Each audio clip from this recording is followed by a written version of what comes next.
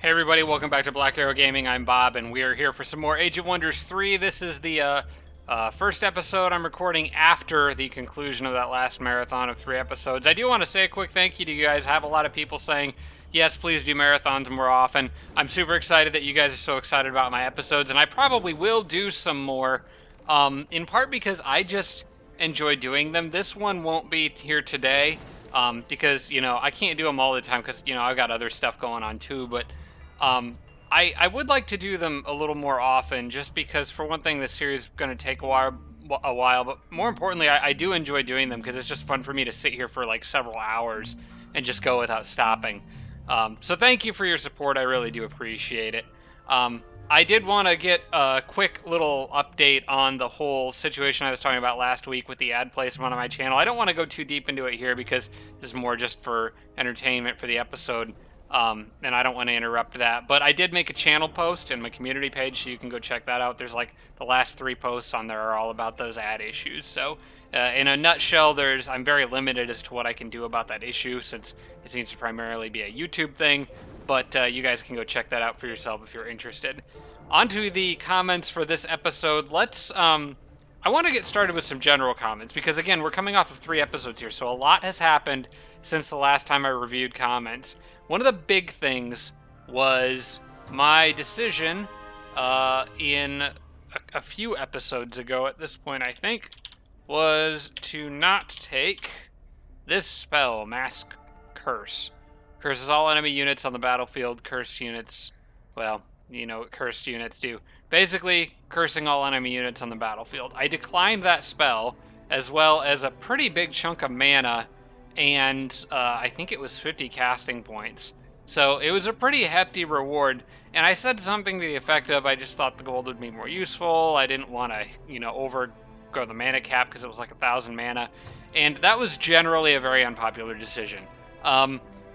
I still, to some extent, stand by my decision, and I'll explain why. It primarily has to do with dragons. First and foremost, I want them, and gold helps hurry that along. And secondly, it has to do with the fact that all the enemies just found me. So right now, I need units, and I need to take somebody out fast. The rogue is top priority target. I think halfling is going to be easier to hit. I think I came across as saying Mass Curse wasn't good, or implying that it wasn't very good. It is good. It's a good spell. It's better than some of the stuff you can pull out of Forbidden Sanctums. My disappointment was mostly due to the fact that I didn't get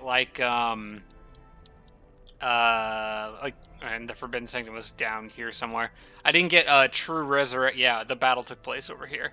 I didn't get True Resurrect out of this, which is what I really wanted. That's probably my favorite spell in the game to pull from a Forbidden Sanctum. Phoenix, Summon Phoenix would have been awesome. Obsidian Dragon would have been cool. But, there's worse stuff you could get too. So I'm not saying it's a bad spell, just that I really wanted the money. I know that's an unpopular opinion, but I can put that towards getting some dragons out faster. Speaking of dragons, that was another comment, and these are just like comments from a large number of people, so I'm not really attributing individual names because a lot of people said the same thing. But speaking of dragons, general good advice from a lot of people was I should probably get fire dragons. So I agree with that, and primarily the reason why can be summed up in 2 words: Frostling Rogue. Fire dragons can handle the Shadow Stalkers, and they would be great at handling Frostlings too. Plus, the Frostling Rogue has to die first. And the reason I keep saying that, or it has to be a top priority for killing, I should say.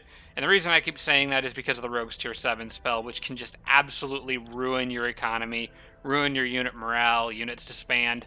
It's maybe not as bad for a Warlord because they can keep up their happiness a little better, but it's still something I want to avoid. So I'm going to cancel hurrying production on that. I'll get my money back for it. And then I can actually cancel the gold burrow entirely, switch over to Burrow of Fire, which is a little cheaper, so that's nice. Only has to be... I'm still going to hurry production on it, but it's a little less expensive. So I actually keep a little more of my gold too after this. And I think Fire Dragons cost a little bit less as well. So I'll be hurrying the Burrow of Fire instead, so that'll be really nice. Another quick thing I want to fix before flipping over to the next turn here is I need to be stacking units in the Druid's army that need healing after this battle. In particular, Actually, what I might want to do is instead move some units out so the druid can move onto the tile that has the wounded fire giant. I think that's probably, yeah, that's probably better. So anybody who doesn't need healing from the druid, which is definitely you two, and they can all kind of use healing. Maybe not so much the unicorn. I think what I'll do is I'll put the Blight Doctor with his group for a minute, stick the unicorn with him, and then the other three of them can all pile on. That way all the wounded units are taking advantage of the druid's healing. Just one little thing I noticed that I wanted to fix. I think I can go to the next turn, but I want to make sure I didn't miss something that I need to do before the end of this turn. There was one other broad comment from a lot of people, was that I did miss some opportunities to convert some units. That was down here, near where the Theocrat is. It was actually in this Crystal Tree battle, specifically. I could have tried to get a Phantom Warrior or something with Convert, completely forgot, so yeah, that's just my mistake. That actually happened a few battles I missed with the Theocrat, so I need to remember as I'm going through up here to try to get some of these guys on my side. Tigrans will be a little harder because of the spirit resistance, but with all my ways of lowering their resistance, I think I might be able to still get something at least. From Arch Redbeard, only make shrines and produce housing and outposts, so that is a great point. Basically is reminding me, Arch Redbeard is reminding me to do primarily three things. Build shrines and outposts, so you get a little bit of mana and they're relatively cheap. Then use Authority of the Sword on the outpost, which costs this game upkeep as a shrine. And then, of course, produce housing after that. I think that's great advice. I'm going to go ahead and do that. The city is actually going to grow in 2 turns, whether or not I'm producing housing at this point. As you can see, still growing in 2 turns. So, I'm going to go ahead and start working on the shrine now. We'll let it finish in the normal amount of time. In the meantime, I do need to get Authority of the Sword ready to cast, just so I don't forget, now that I've got Resurrect Hero. So let's go ahead and get another one of those ready. And I need to be casting that not only on the outpost, but as Blurry Intervision pointed out, really all of my cities benefit from this. Because just increasing the size of the city's territory does increase the city's income. So it's still worth casting that all over the place if mana supports it. And right now I've got decent enough mana income that I probably can. I do need to get some more shrines, so I'll be working on that. Another great comment from Blurry Intervision, the Dreadnought out here is pretty much by himself with a Necro Camp nearby, so I do need to reinforce him. I've got this Untouchable here, but that's not much. The Necro, or not the Necro, the Theocrat's kind of coming through this area, and they have, I've got a Warg Rider coming, and they've got an extra Butcher tagging along. So these guys are going to go reinforce the Dreadnought, I think, and help stabilize that army. From Arch Redbeard, Impregnable, and Ahmed Sultan, get Warlord units, particularly Tigran Warlord units, if I can, out as soon as possible. The delay on the Tigrans, at least here, is pretty much because there's a Haunted Boneyard too close by, and I want my Theocrat to get rid of that first. The delay on Tigrans out here isn't really as valid of a delay, I guess. Aside from the fact that, as of right now, I'm saving money for dragons, and that is where kind of the rub is, I guess, is that I want dragons more than I want Tigran Warlord units. Dragons, first and foremost, top priority. Now, once I can get to the point where I can produce dragons, I probably won't be spending gold to hurry them all the time, but I will, maybe I'll hurry like the first one or something, but I will still be producing them as often as I can. So basically everything else is going to work around that, economically speaking, but I'm going to pretty much be always making dragons for the rest of the game. I don't see a reason to stop because I'm just so desperately in need of that elemental damage. And then I think the last one that I can... Yeah, the rest of the comments I can talk about while we're cycling through to the next turn here. So the next one comes from Ahmed Sultan.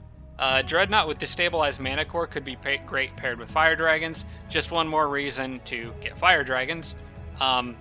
Spirit Dragons too, I think they have fire immunity as well. But yeah, Destabilized Mana Core would be awesome if I could get it on him.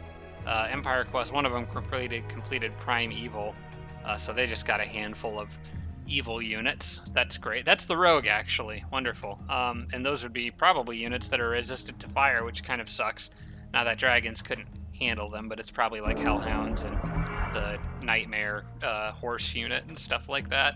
And then the last thing I want to talk about before I keep on going here from Casper Eklund, a great reminder to be careful with my Divine Justicar army around reanimators and tombs.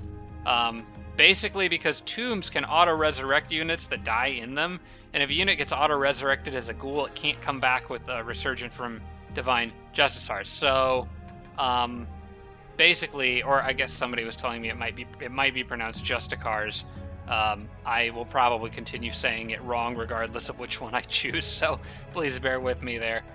But basically, if these guys get reanimated, like, because I had a shock trooper, for example, almost died in a tomb battle not long ago, and I don't know if it was, I actually don't remember where that was at. I think it was here. He almost died in there. If he had been resurrected by the battlefield enchantment on tombs or by a reanimator, if he had been resurrected as a ghoul, resurrected as a ghoul by the battle enchantment or turned into a cadaver by the reanimator, in either case, his corpse essentially is more or less destroyed as far as resurrection is concerned through Divine Justicars. So I will have to be careful about that. That's a great reminder. I do appreciate that because I have made that mistake before. I think at this point I can carry on with the Theocrat army. I pretty much know where they're going, but they're going to make a pit stop here and deal with some of this stuff, especially since they have Divine Justicars. They're particularly good at fighting all this stuff. So I'm going to probably jump in first. I think the Warlord's army would have actually been a better choice to take these guys on just because of the spirit resistance, but that's okay. I think the Theocrat will be just fine as well. So I'm gonna send the Theocrat in actually, because there will be treasure here, and there will also be treasure at this other site, so I can pick that up. Can't really fit anybody else in around this. Now the big goal here is convert another beetle and probably send it to the Dreadnought if I can manage to get one. So let's do some manual combat and see if we can't pick up a big beetle. That would be really nice. Oh, sorry, I have the grid on. I think it's Control G. Yeah, I turned that on to count out some spaces. I just noticed how weird these little hexagons looked with the grid on at the same time.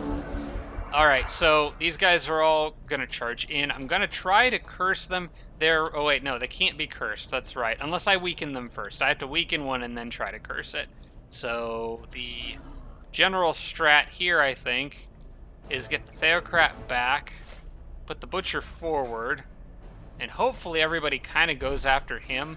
I'm gonna put the Theocrat here, and probably Touch by Faith on the Butcher, so he takes a little bit less damage from stuff charging him.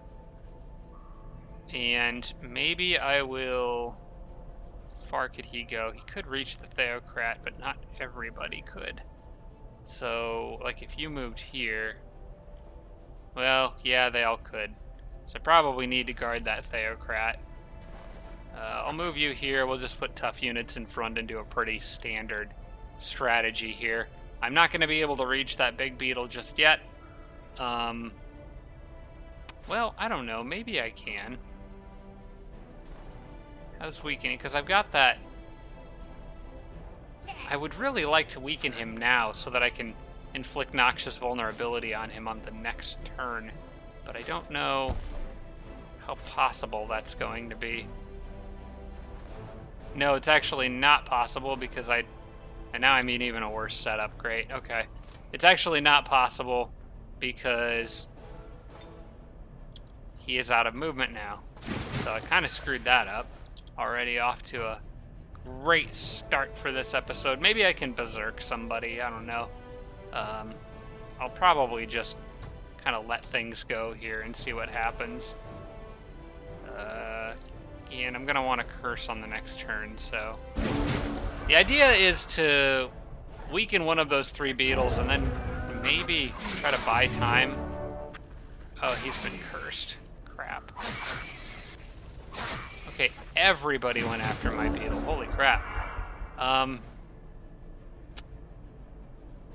Alright, I think I'm going to kill probably... I need to get him out of there. I need to heal him is what he needs, because he's going to get hit by that butcher. Orcs don't have killing momentum yet. I think I'm going to have to use this orc to go nuts on that guy. And I kind of want to cure disease on him. Can these guys do that? Not break control. I thought somebody had... I thought the blight doctors got cure disease for some reason. But I must be thinking of something else. No, they do have it. Why can't they... Oh, units engaged. Okay. So basically I need to get that warg off of them.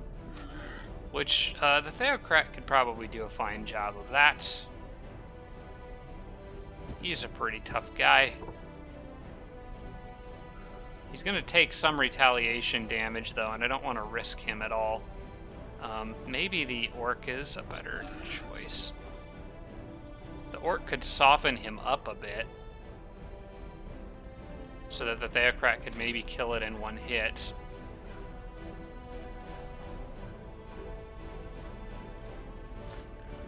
I think I want to make sure I get the flank on the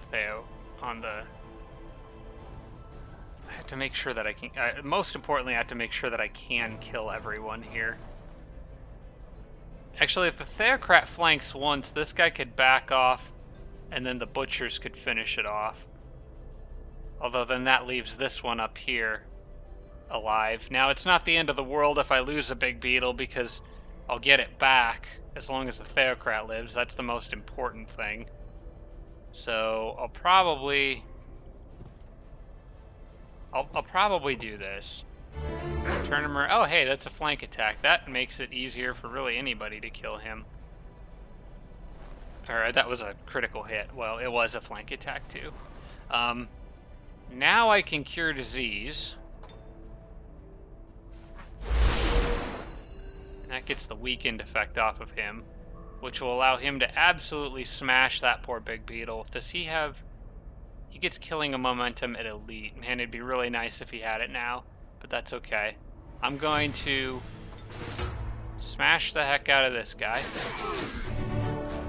And then he is going to smash or stab the heck out of this guy.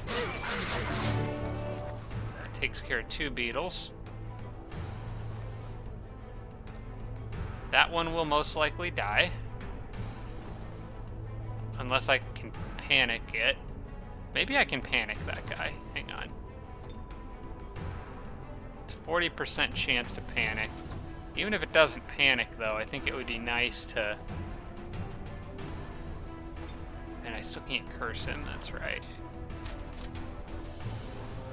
I'm gonna try to panic him. These guys are gonna run in and stab that beetle to death anyway, probably. Well, actually, they can't kill it, so if the panic works, then he'll be okay. So let's do that. Get rid of him. And we'll try to lower his movement, so there's just not much he can do. Whether Berserk works or fails, I think it's a good call in this specific situation. Okay, so he lost. He can still hit that beetle 3 times. So this beetle's gonna die now.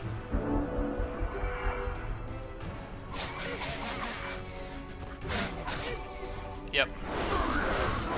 But I'll get him back. It's all good. Now, this guy here, I need to try to convert. And I gotta be really careful how I do this.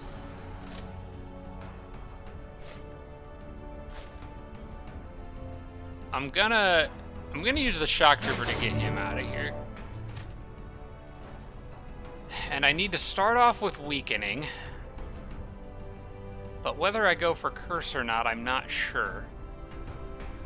If I move these guys here, I could probably buy myself time to weaken him and try to inflict noxious vulnerability. Because I think if I move here, he won't do anything. He should be more or less locked into place because of first strike on the butchers. So, now these guys... Yeah, let's do that. Start off with weaken. That will make curse at least a possibility. And let's see, they can also inflict noxious vulnerability. The Orc Priest can. It might be best for me to try to inflict Noxus vulnerability first. Because doing any damage to that guy will essentially guarantee that he won't move. But I need to also make sure I do not kill him.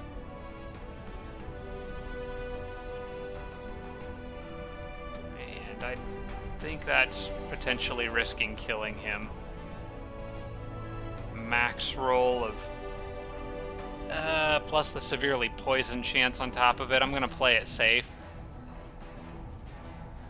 and just take one kind of crappy shot at him. I guess I could have moved my Theocrat there, but I kind of want my Theocrat somewhere else. Going after the other guy at the moment. Let's do that. Okay, that did not work. I'll probably just have to try to throw a curse on him on the next turn and then see if I can get him. Actually, the Theocrat really doesn't need to move now. Let's see what his convert chance is right now. It's 55, so it's not bad. I think I can get it a little better if I can get curse to work. That guy is going to sit back there throwing poison, but I think the Shock Trooper will have something to say about that. So, for now, how about I just go here, actually go here, bestow Ironheart on that guy.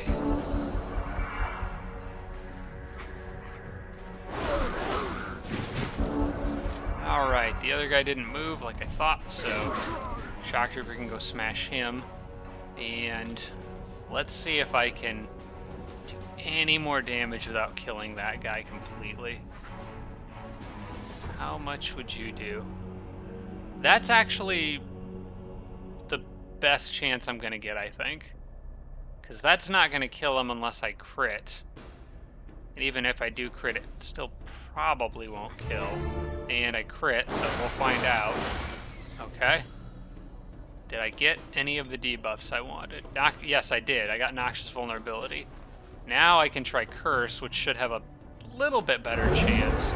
Okay, I didn't quite get the Curse, but now is pretty much the time to do the Convert. Wait, did he already have Noxious Vulnerability? He must have already gotten it from something and I didn't notice. Maybe one of the Orc's weakening effects was? No, I must have missed something, but okay. This is the best odds I'm gonna get, and I got it, so that's good. That's one more big beetle to join the ranks. Quiver of Razor Leaves. Well, I think I know who that goes to. That can go to the elf, who I think has her longbow on the way now, if I remember correctly. It's going to take a little while to get back up to her, but it is coming. Yep, so I'm just going to put that in her shield slot there. This guy may as well put his sword where it belongs, and his shoes, and his shield. In fact, I should probably go through all my heroes to see if anyone's got items on the way. The Dreadnought's the only one who doesn't have anything.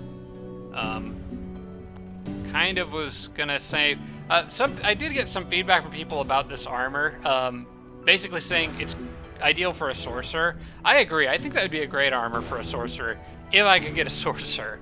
Unfortunately, that's been kind of an issue for me. I've been trying to get one all game, but since sorcerers pretty much stay in the back, it doesn't really matter if they're slowed and can't do attacks of opportunity. In fact, not being able to do attacks of opportunity can actually be good for a sorcerer, because, well, no, it only takes, no, it only, I take that back. You can still cast spells even if you've already done an attack of opportunity. I think you can cast them regardless of how far you've moved on the turn. But yeah, I'll hang on to that. Another good use for this that was pointed out to me, which I was already aware of, but kind of a pro tip. You can swap that armor on if your hero needs healing, because it's got that regrowth, so it'll regenerate all health between one turn and the next. You just got to be careful that you don't get caught in a battle where somebody attacks you in between turns. That could be a little messy. I'm gonna keep digging with this guy so Mogwai and his army don't have to do it. And I'll probably figure out exactly how I want all this to work. You know, I think I'm gonna go right through that fire node. Why not?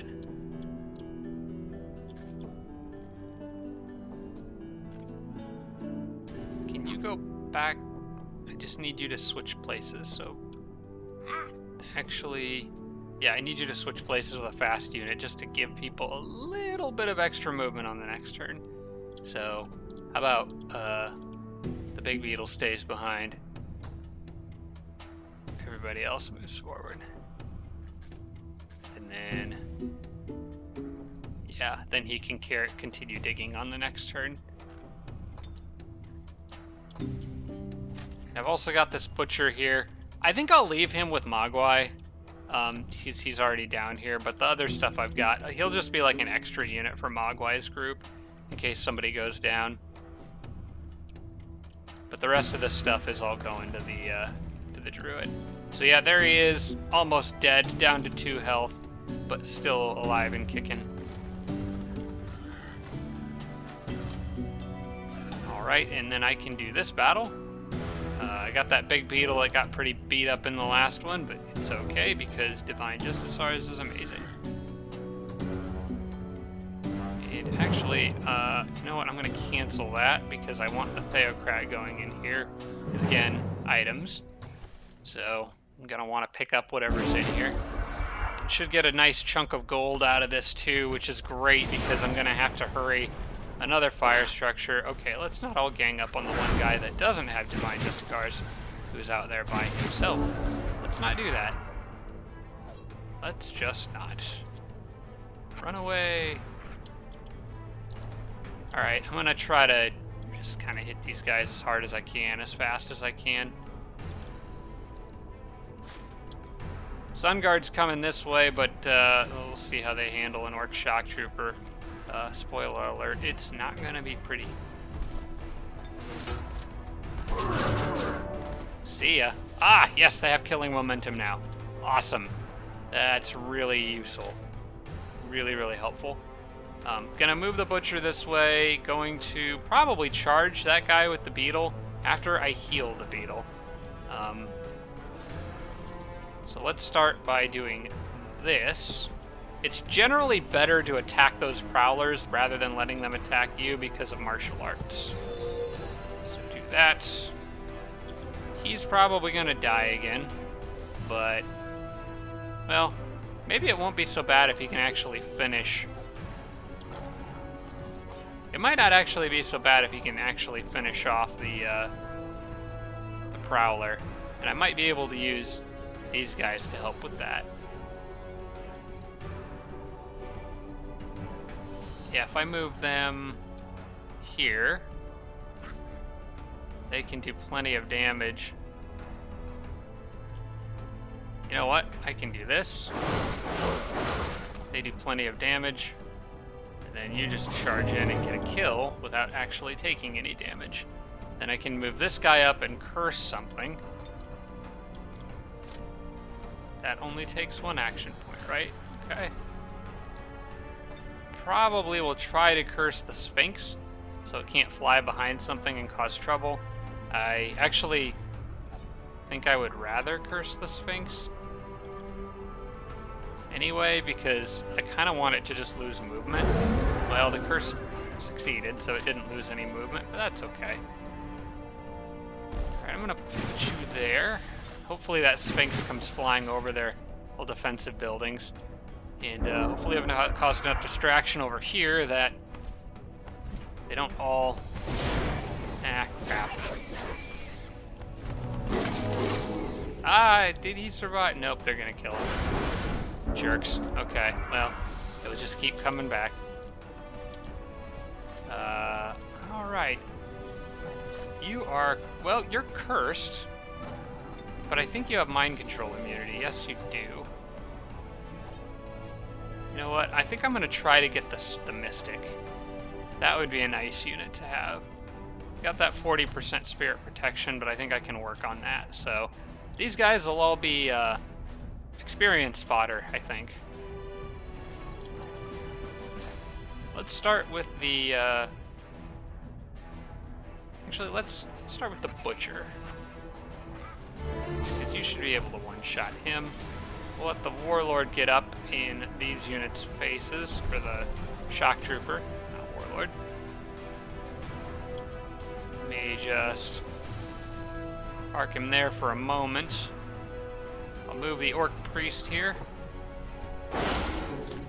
Got Noxious Vulnerability on him. That's good. That means poison will be a little more effective.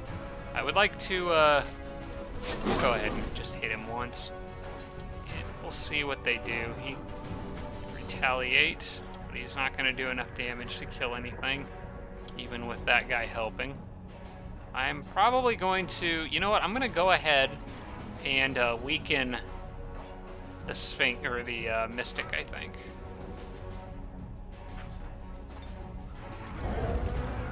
Just get that out of the way now so I can work on Noxious Vulnerability next. And Theocrat is just going to kind of hang out here and maybe just buff a unit just because I can. And of course I do still have this Butcher who can still do stuff. We'll probably put him here.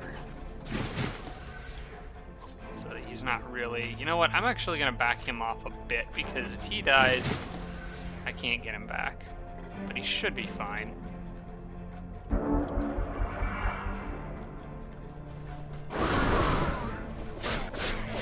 They might get that Shock Trooper. Oh, he tried to panic him, but it failed. Alright, cool.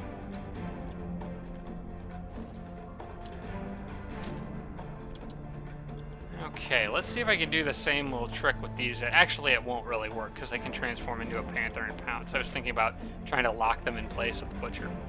But that's okay. We'll just finish off what I got going on here, which currently means, I think, healing Shock Trooper, then smashing a Sphinx, then smashing a Shredder. I'm also going to try to lower her resistance a bit more. Probably by... You know what, I'll just force that Panther switch now, I think. But first, let's see if we can get Noxious Vulnerability or Enfeebling Fever. Please don't crit. Okay, got Noxious Vulnerability. Enfeebling Fever doesn't matter. Noxious Vulnerability is the important one. Now that she's super weak to poison, it's an easy curse. And she will probably transform into a Were-Panther and pounce.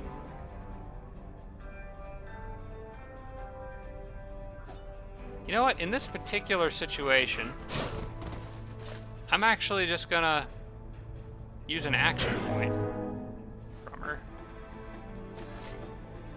since she can turn into the Were-Panther and pounce. And she can only shoot magic twice. She will. And now I can convert, because I did use it on the last turn. So, let's give that a shot. 48% because of that. She's cursed, she's got Noxious Vulnerability, or she's weakened, Noxious Vulnerability. That's as good as I can get it, 48%. It's that natural Tigran 40% Spirit Protection that's making this extra hard. But maybe I will get lucky. Also, other things I should really probably be doing, because I forgot a couple times in recent episodes. But you steal enchantment from the Shock Trooper, and you can try to dispel magic on anybody. Doesn't matter whether he succeeds or fails. So a little extra XP for those guys, and then I can try my convert. I got it. All right, cool.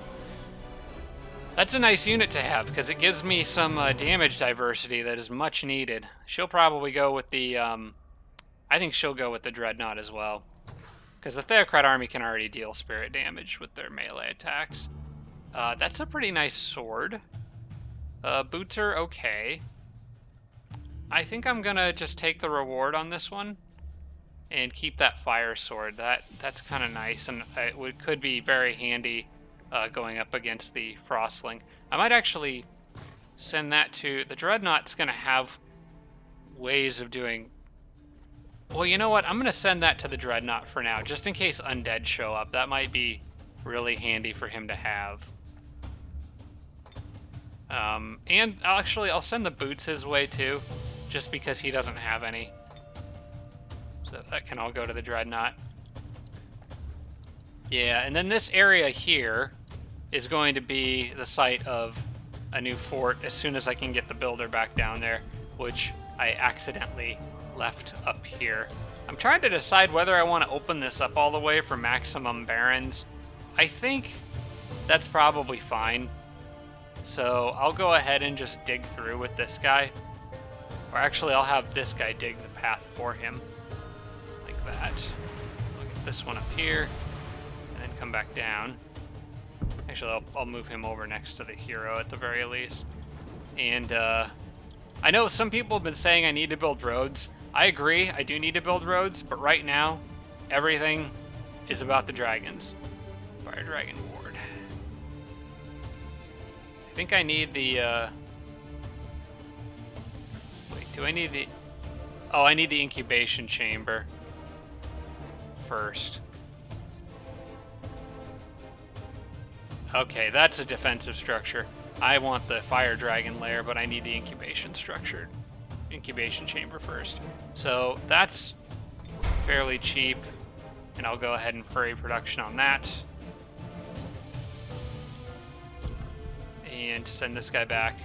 But yeah, I'm not building roads because right now I think it's more important to not only get the dragons, but also buy Tigran cities once I've got the dragons. So, or buy just friendly cities in general. So that's why I haven't really done that much. Anyway, he's going here. We'll build a fort. And it's being closely followed by a settler who will then, as soon as he can, make a city there once the fort is upgraded. I was hoping to get the builder there a little bit ahead of time, but I accidentally sent him to this city along with the dreadnought because they were in the same stack. That was just a mistake. The warg, he'll be able to reach the dreadnought on the next turn. This city wants an alliance proposal. I'll take a vassal down there, that's fine. I'll spend the money on that because, you know, it's money over time. In 10 turns, I'll make that all back. Yeah, I'll do that. I might need to scrounge up some extra for the fire dragon lair on the next turn, but I don't mind having a vassal down there. And I still can't absorb these guys or these guys because money. I'll say let me know when you're ready to talk. He got primeval, so pure evil alignment. He got his units that I was talking about. Still going to stick with merchandise here.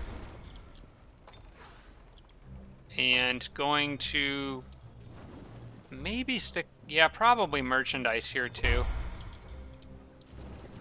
I might try to clear that.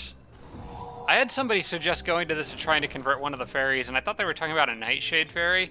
I apologize, those are Buttercup fairies, and I told them Nightshade fairies you can't convert because they have the 100% spirit protection. But these ones you can. They don't have any spirit protection or mind control immunity, and Bard skills is nice.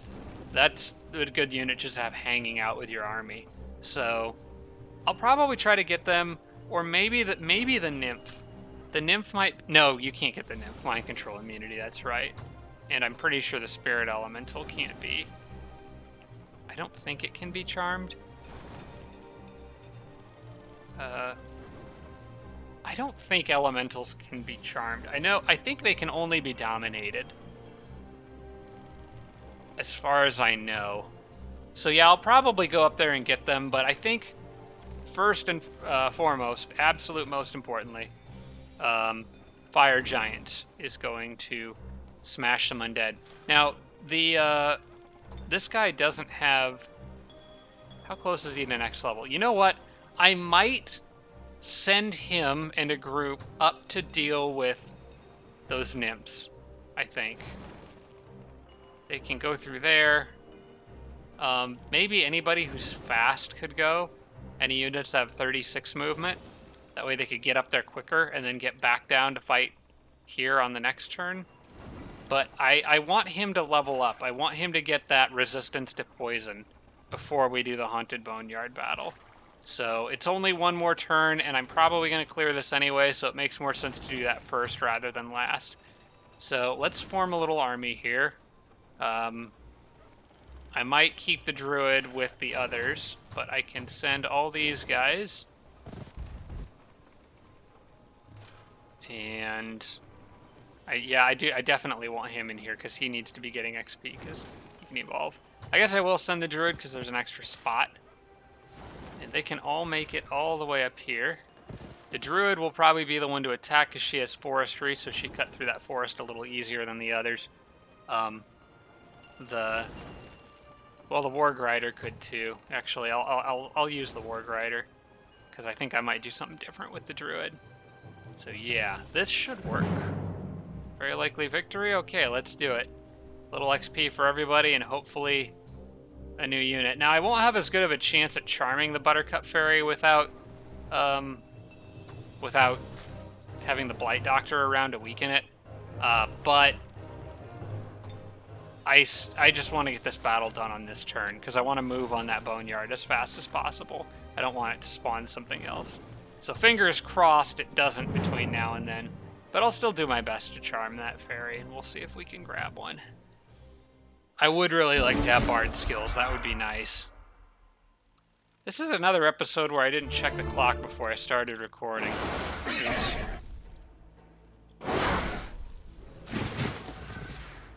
Alright, they're going to open up with a critical hit. Hopefully that's the last of that I see. They are very, very happy, in part because of Bard skills. In fact, pretty much everybody here is pretty happy to be here. It's nice for them, I guess.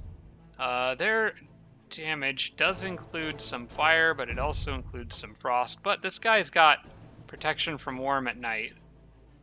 So he's actually got frost protection, which is very nice. Now, you've got a nourishing meal buff you can hand out. I think I'm gonna give that to the knights. They already took a little bit of damage as it is, so. Did Imain ever reach level 7? Because they can get healing at level 7, can't they? I'll have to check that on the next turn. Maybe I skipped it for something else before she died way a long time ago. We'll probably just charge that fairy and try to kill it, actually. That seems like a pretty good idea. Does she have any physical protection? She's got blight weakness. Alright, let's do this. 3 to 4. 2 to 1. I'll try to convert the other fairy, so we'll do the higher damage, and then the knight should be able to run out here and just finish it in one hit. Alright, that works. You guys can fall back. I don't see a reason to charge on that side. We'll leave the giant in range that the unicorn can reach it, because I think I just want to watch a giant smash a unicorn. And that should be just fine. I really want that knight to level 2. Oh, I forgot about... He's not immune to that yet. That would have kind of sucked. I think I'd have been okay, though, because I'd have been able to kill her and get him right back. Alright, Unicorn has decided to phase into one of the worst spots imaginable. I'm going to just hit it with my warg a bunch of times. That just about does it. We'll let the cavalry finish it, because he can use XP. I want to level him up. And I've got the Conqueror Empire buff active, so I'm getting more XP for unit kills now. Did he level up on this turn? I think he did. I think he's already leveled up, so... Yep, he did. So I'm going to be able to get that poison resistance for everybody on the next... or right after this battle, actually. I think the knights can deal with them just fine. In fact, the nymph doesn't hardly do any damage, so I'm going to actually move away to get so my back's not exposed to the spirit elemental. They'll take an attack of opportunity, but I don't really care.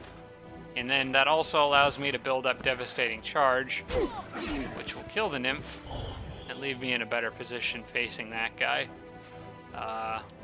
And then now it's just all about converting those guys. Now he doesn't have any inflict abilities, I can maybe... Okay, is there anything I can do to try to lower its resistance? I don't think there is, except for possibly if I summon an Ancestral Spirit and break Spirit. Is that worth it? Eh. What's his odds of converting? If I was to move up and just try to charm it right now, what would be the odds of success? Only 30%. Not great. Is it worth the extra mana? No, it probably isn't. I only have 60 mana. It's probably not worth spending 20 mana on that. I don't think. Especially if I want to cast Authority of the Sword on anything this turn. So I think for this one, I'm just going to kind of hope to get lucky. And I did not. That's okay. There's a fire giant here. I tried. I guess that's what's important. That's not true success. It only matters. Alright. Well, it's just me and the Spirit Elemental then. Ouch. Jeez. I was really thinking she had healing already. That's strange to me. Anyway, the knight is pretty darn close to leveling, so I think I'm just going to get that for him. He'll be expert rank after this.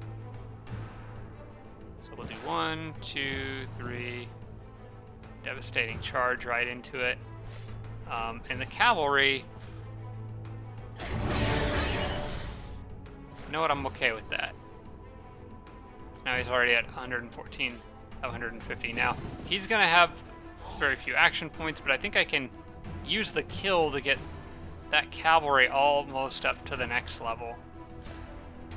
And that gets him that much closer to being a knight, which is very ideal. Okay, I think this is good.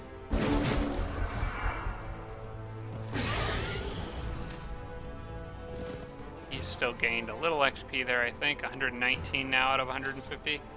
So why don't you finish this off? Is there anything anyone else can do? I don't think so. So, have fun. That should get him well on his way. Killing a tier 2 unit should have pretty good XP now. 36 out of 45. So he's already pretty close to leveling up again. And that adds some... Oh, it's true. I got mana out of this from clearing it because it was a mana node. So now I got a little bit of extra, which is nice. Now I need to think about unit placement because the weak units need to be with the druid. So that guy can only move back to this spot. So I'll probably try to leave the druid there. They'll be able to make it down to the boneyard on the next turn, no problem. Anyone who's at full health... I'm going to move the orc there. And I think I can at least pile the units on with the orc. Pile most of them on. That way I'm getting the discounted gold upkeep on them.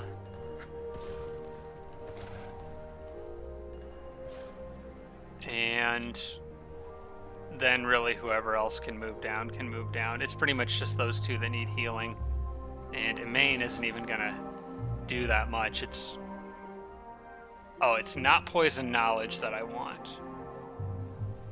That gives me more poison damage, which isn't going to be helpful against the undead. It's counter poison. That's the one I want. Yes. Select that. And that's probably good for him for now. And we'll add just one more unit to his group. Throw the fire giant in there. So he's got counter poison just in case something jumps out after us. Everybody else can stay with Emain. That keeps all those units under the control of heroes to reduce unit costs. Now that everybody's found me, let's snoop around a little bit. Is that haste berries? That is haste berries. And they are there, right? Okay, yes. So I can grab those and run. Let's snoop a little and see if... Okay, I spotted hollow. That's the halfling capital right there. That is really close to me. Okay, that's really, really good to know, because the plan is to have Mogwai popping up out of this area. So Awesome. That's excellent. I'm going to move here to explore just a bit more in this direction. Then probably grab the hasteberries. And knowing that, I think I'm going to send him more towards like the middle of the map. Knowing that the halfling spawned here makes me think the rogue is behind him, possibly in this area here somewhere. So I think I'm going to come up, explore this, and then go west and start looking for the rogue. Hopefully I can sneak without being noticed. He's got... Wait, does he have some form of concealment? No, they don't. Okay. So I probably need to get him out of the halfling's territory before something jumps him, which I'm not going to be able to do. I should have probably stayed south, I guess. Alright, well, I'm going to try to get him back as far this way as I can and generally away from that city. Hopefully nobody really cares too much about him. Alright, now for the digging phase, where I get as much money back as I possibly can, so that I can spend it all on dragon upgrades. I think I was going to pop... Yeah, I'm going to pop up out of this cave entrance. Let's just send one guy for now and see what I find. Yeah, that is an island. Well, maybe an island. I'm not going to explore too much over there. I'm just sort of marking where these are. And pillar of... column of champions. Some other stuff over there. I don't really want to send these guys too far. Maybe I'll just send this one as kind of a scout. Just to see what I can find up here. Good city spot. Especially with that kind of natural barrier there. That wouldn't be bad. Or at least a fort. Yeah, I would like to have a fort up there. I'm going to try to keep this army mostly together, I think. Just in case something jumps them. I might explore a little further with them. I think having the three of them should protect against any lone scouts. And this city isn't anything I need to protect just yet. Right, this one was going up. This one was going up to explore over here. Yeah, I was gonna go build the fort on the heart structure. Whoops, didn't mean to do that. Alright, now that you've pretty much dug out everything you can here, I think his next job is to go south and start digging probably in that area. Although I've got other guys over there too to dig. Actually, I think I'm going to send him more directly west probably.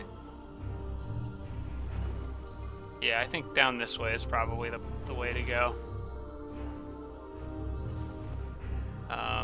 Oh yeah, he's out of movement for this turn. I'll leave him there, guarding the dragons. Where do I want you to go?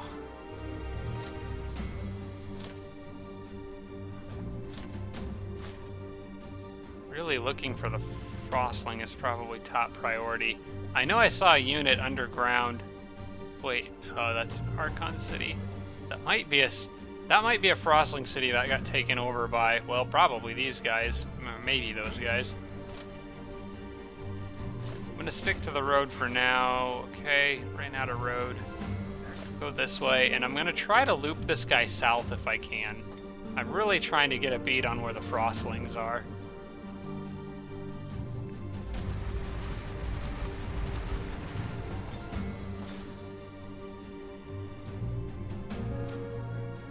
Alright, let's make sure I got my army back together. These converted units are going to pretty much be stuck where they are. You can keep going. And I'll poke into that dungeon and see, because the Theocrat army may be able to clear that too now that they've got Divine Justicars, and I've got, if there's Manticores in there, I've got Butchers, so that might be a matchup that's not too bad for me. So I'll check that out on the next turn. Let's dig a little more with this guy.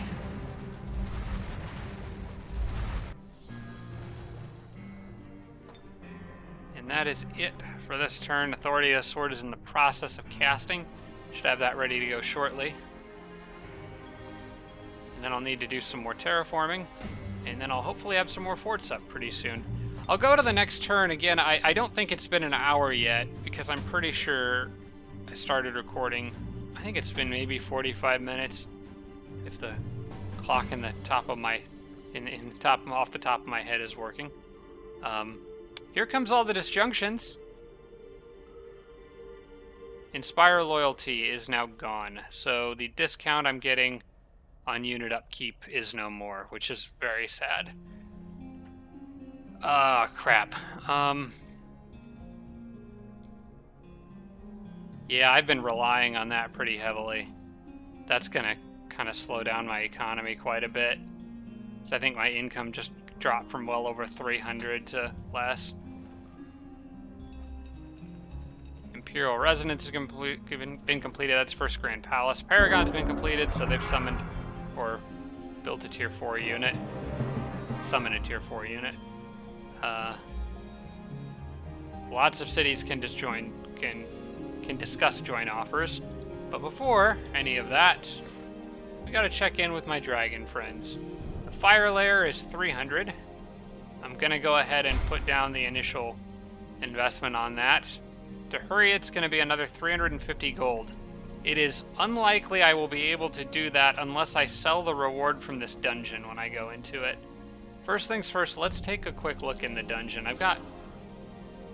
some of my units are pretty damaged. Let's look in here with this guy, just see what I'm up against. Frostling Manicore Riders, Warbreed. None of these inflict freezing. I think it's just frost weapons, frost damage, and inflict chilling. Yeah, okay. Sadly, they do have mind control immunity, but the Warbreed does not. I wouldn't mind having a Frostling Warbreed, that would be cool. Especially this early in the game. They have quite low resistance. I think I'm gonna try to get that. I think I can. Alright, I'm gonna try to do that on this turn, on the off chance I get something, a big enough reward that maybe between that and digging I can build the Fire Dragon lair in one turn. That would be really nice. These guys are pretty much useless. I'm gonna leave that butcher in there just because he has more health than this one. In fact, I'll probably leave... I think the butchers in general will be more... I'm gonna leave the big beetle out of this one. The butchers in general are probably more useful on this one, just because of the damage bonus versus cavalry, and the life stealing. So they can stay in, and let's see how this goes, how this looks. Closely matched, but again, Divine Justicars, so I should be fine. And we'll just do manual combat. I'm not going to cast Authority of the Sword first, because I might need Mogwai's casting points. We shall see. Okay, at the very least they're charging me. I prefer it when they do that. Usually makes this a lot easier. Okay, now that they're charging me, I do have plenty of time to throw out some healing, which I'm going to start with on these guys. Healing on you. You don't need it. And I'm going to try to lure them into going after those butchers if I can. Maybe they'll be really dumb and do it right now. That would be amazing. He's got extra long range to curse, but I think I'm going to use it on the Warbreed. Whether it fails or succeeds, I wouldn't mind slowing him down out there. So that's fine. We can try again to curse him later. And I'll get the Blight Doctors back. And should be okay here. Hopefully they attack. Okay, I'm fine with that if they want to go after the Shock Trooper. Should have more than enough damage output to deal with these guys. Oh yeah, easily. Okay, let's see. We want to I want to kill all the Manticore Riders as fast as possible. So he's not going to be able to kill it. I probably need to try to turn one of them around if I can. Or panic one. Let's just make sure Mogwai doesn't have anything that'd be uniquely good. Berserk. Nope, can't be affected by Berserk because mind control immunity. I think I'm just gonna have to use my units. If I lose something, then I lose something, but it's not the end of the world for a battle like this. I think I can... Okay, you know what I can do? I'm gonna probably sacrifice that Butcher to do something here. Because remember, the Orc is killing momentum, so if I attack these guys with the Orc from here, they should turn. That allows the Butcher to take a step and get some nice flank hits in. Okay, great. Then these guys can stab him once for a crit too, no less, which is really nice. That allows this guy to come in here, Warcry, finish him, then move here and get a hit in on him and take away some of his movement. So that's 2 Manticore Riders down, and I don't really want him flying over the line and hitting stuff, but at least at most he could only hit the priest once. The Warbreed is a maybe bigger problem. I don't want the priest to die. That would kind of suck. So what I might do... Does the Warbreed have Guardbreaker? No, he doesn't. They could fly in and hurt Nanhild. I think I'm going to have to leave Nanhild on defense for the moment. I'm going to move him as far away... Here's what I can do. This more or less kind of blocks the Warbreed in there. Technically speaking, yes, he could run through and crush the priest, but if I do this,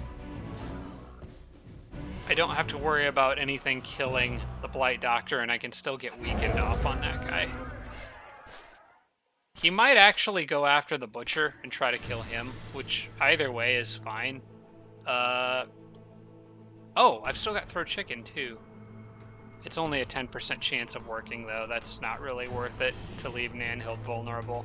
That actually would be really bad, I think.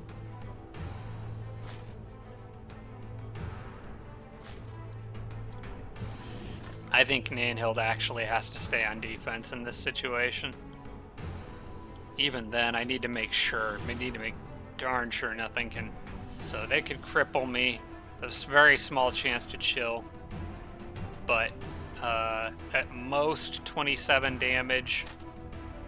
And then at most another 15. And Nanhild has 60 health, so that's not going to kill unless the Monster Hunter hurts her. And that's not going to be able to do enough damage from that distance. So I should be fine. Okay. They went after the Butchers, which is okay. Alright, why don't you run around and finish him off? I think that's a pretty easy call. You can go get the Monster Hunter. I think that's also a pretty easy call. And you can even get the Berserker in the back. Alright, now, for the Warbreed. I don't want to outright kill it.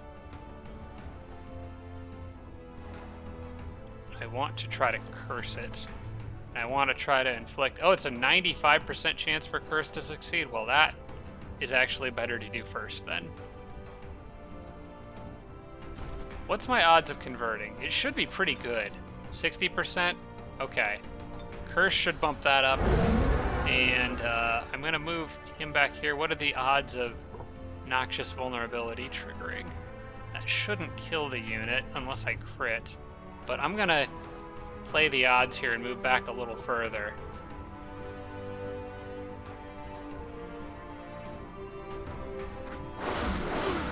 Got it. Okay. now my chance to convert is 80%, which I'm quite more comfortable with. If for some reason this fails, that would actually kind of be bad because Nanhild would be in big trouble, in which case I would have to probably try to berserk. What's my odds of berserking? 70%? Oh, Nanhild's life could be in danger here if the 80% chance fails and then a 70% chance fails. Which actually might be even higher if the convert doesn't work. But I got it. Okay, good. That'll be a nice addition to the army. He is not at all happy right now. I'm kind of expecting the Berserker to run after Nanhild. No, he actually will probably just kill the Shock Trooper.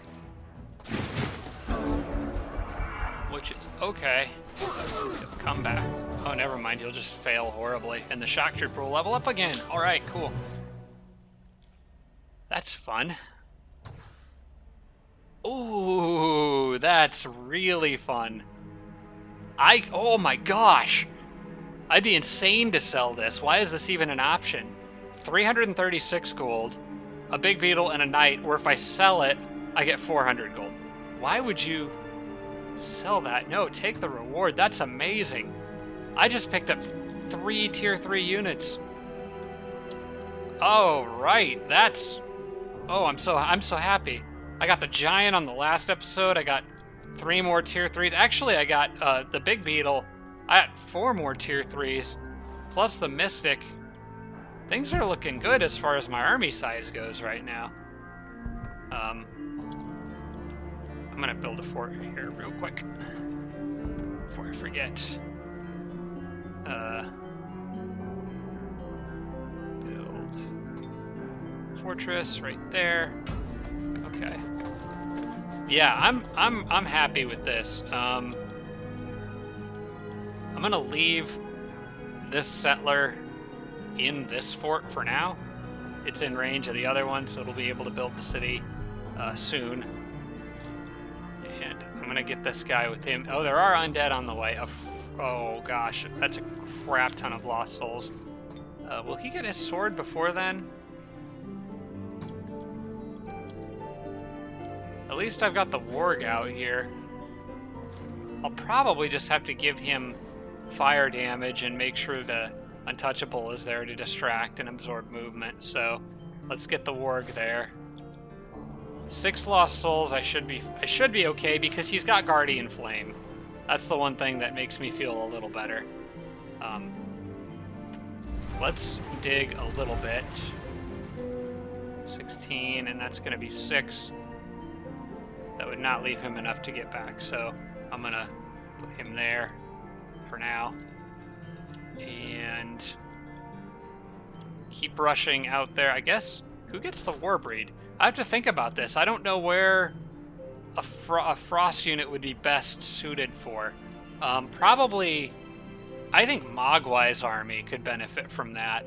The army going after the Frostling doesn't really need it, but going after the Halflings would be nice. Oh man, I've got a lot of little units to move around here. I think I'm gonna have to you know what, I think this is probably a good time to wrap things up because I'm gonna need to take some time to think about where I want everybody going. There's a lot going on right now. There is one thing I want to check beforehand though. Can I hurry production on this? And I can. I just need to make absolutely certain I can defend this city from those lost souls. Again, should be okay with Guardian Flame, but I'm probably going to err on the side of caution and try to get something else in. Well, you know what? There's literally nothing else I can get in there, as far as I know. I mean, I could maybe put the settler there, but no, the settler needs...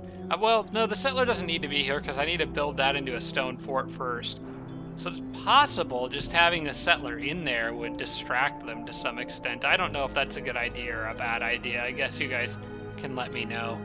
I can't summon anything. I can still cast Authority of the Sword, which I need to do before the end of this turn. No, I think it's just these guys. Unless I, like, hurry production of a wyvern instead of a fire lair. But even then, production won't finish until after they've attacked, so that wouldn't actually help me at all. I think they'll be okay. Ogwai's got some spells that may be able to help, like Last Stand. So I should be fine. I'm gonna go ahead and hurry this production. Otherwise, I feel like I'm gonna forget and spend the money on something else. So I'll do that, and then as soon as that's done, I'll be able to start making fire dragons constantly. As long as I have enough money, which I think I will. This city is unfortunately going to be stuck. No, they got their focus chamber. That's what just finished. Okay, so I could start getting swarm darters now with the Vault of Knowledge buff. I could make slightly better ones if I got the shooting grounds, which is probably worth it. I think just to give them a little head start. It's only 50 gold. I think I'll go ahead and grab that. I'll go ahead and grab the shooting grounds. I can afford it. And then I'll start making some of those swarm darters on the next turn, provided that I can make the dragons still. Because I don't really need a lot of them, but at least not immediately. But I want at least a decent handful. They should do fairly well against the halflings, I think. I think with Inspire Loyalty being disjuncted, I'm probably not going to be able to get that or any other global spells back up. They'll just disjunct everything as soon as it goes up. But fortunately, the Warlord doesn't rely too heavily on global spells. Okay, I think that's enough for this episode, so I'm going to wrap this up here. I hope you guys enjoyed that. I know I sure did. This was a really good one for me, but I think now is a good time for me to take a break for a week, and then when I log back in next time to record, I'll kind of piece together in my head where all these different units should go, and then send them all their respective directions. I think, in general, with all these extra units, now is the time to attack. So I need to be on the offensive, really, for the rest of the game. I can't afford to play defense against 6 Emperor computer opponents.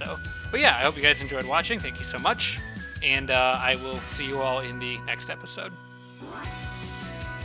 Shout out to all my Patreon supporters, including Tier 3 supporters Blitz, Braden, Adam James, Jim Bro, Tarsak, and Tibian Army.